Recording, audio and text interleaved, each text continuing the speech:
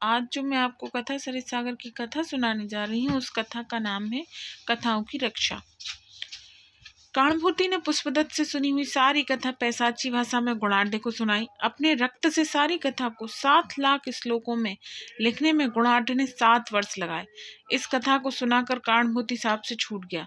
दूसरे राक्षस भी श्राप से छूट गए। गुणाढ़ ने सोचा कि यदि वह इस कथा को सारी दुनिया तक पहुंचा सके तो उसका श्राप भी छूट जाएगा। उसने अपनी लिखी कथा को अपने शिष्यों के हाथ राजा सातवाहन के पास भेजा और प्रार्थना की कि वह उसको प्रकाशित कराने का प्रबंध कर दे।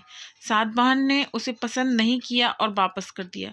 गुणाढ़ को इससे बड़ा दुख हुआ। वह जंगल में गया और वहां अपनी पुस्तक का एक एक पन्ना पक्षियों को सुनाकर आग में जलाने लगा। इस प्रकार उसने लगभग सारा ग्रंथ ही जला दिया। लेकिन शिष्यों ने बहुत प्रार्थना करने पर गुणाढ़ ने नरवाहन दत्त की कथा को नहीं जलाया। इस कथा में 1 लाख श्लोक थे। इधर राजा सातवाहन बीमार हो गए। वैद्यों ने निदान किया कि सूखा मांस खा लेने के कारण राजा बीमार हुआ है। अधिकारियों ने भोजन बनाने वाले और शिकारी से पूछा, राजा को सूखा मांस क्यों दिया गया? वे बोले,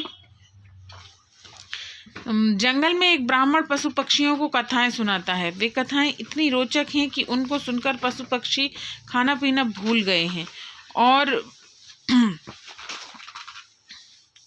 दिन प्रतिदिन सूखते चले जा रहे हैं। इसके कारण आज अच्छा मांस नहीं मिलता, केवल सूखा मांस ही मिल पाता है। यह बात सुनकर राजा वन में गया। उसने वहां गुणाढ़ को कथा सुनकर पुस्तक को जलाते हुए देखा। उसने तुरंत गुणाढ़ से विनती की कि वह उस कथा को ना जलाए, उसे दे दे।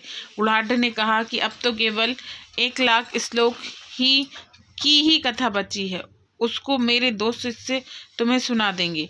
राजा सातवाहन उस बची हुई कथा को ही ले आया, जिससे उसके दोनों शिष्यों की सहायता से प्रचारित किया। आज की कथा समाप्त।